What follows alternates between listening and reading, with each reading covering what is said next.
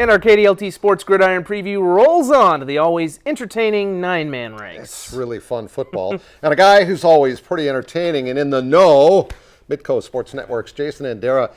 We got a chance to go out and shoot a couple of these games last Friday night, and Gregory was the prohibitive favorite to win before the season started. Andy McCants looked like he was auditioning for Dancing for Stars on Friday night in that game at Kimball. He just danced all over the place. Can anybody beat the Gorilla?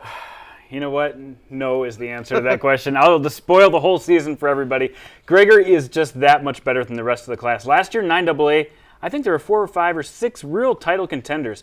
This year, Gregory has everybody back, 2 potential D1 players on the same team, plus a sophomore named J.J. Beck coming up.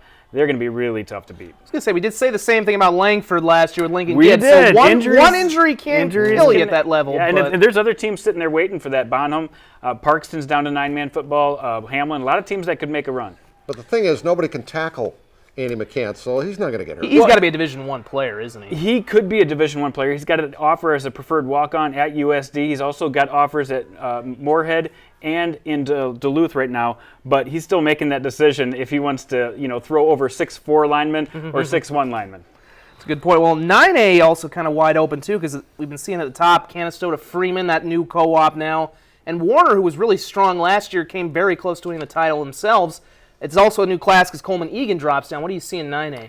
I'll tell you what, I really like this Canastota Freeman team. They each have about 12 players out playing for the team this year, where it was almost all Canastota last year. Scott Jolly's back at quarterback. They're very talented, can run, can pass.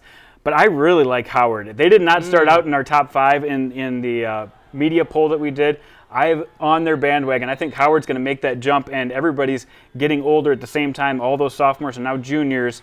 They've got some really good running backs. I think Warner might be a step down from where they were last year. Howard has jumped up quickly, too, and they won their first game last Friday night at Garrettson in a great comeback. I'll tell you what, if you liked Luke Loudenberg a couple years ago, there's a guy named Michael Hofer this year to watch who's going to pile up the yards for Howard. All right, Warner's good, and so is Corsica Stickney. Don't forget about them.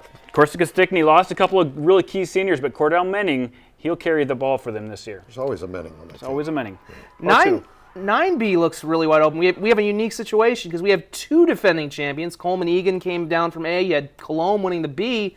This could be the one, like 9AA a year ago, that is just, there could be 3 or 4 teams pick them out of a hat. You got a team like Cologne, wins the state title last year with a sophomore running back, sophomore quarterback.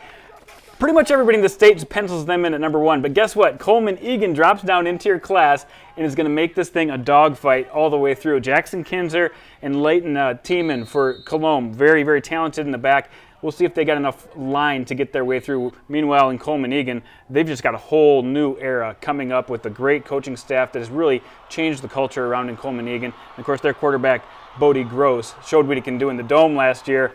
He's going to be doing a lot more of that this year with Cade Gross catching the passes. Yeah, they were really good last year. Fun to watch. All right, thank you very much. Right. Good job as always. After the break, we'll wrap up the KDLT Gridiron Show with a look at the Iowa and Minnesota high school teams.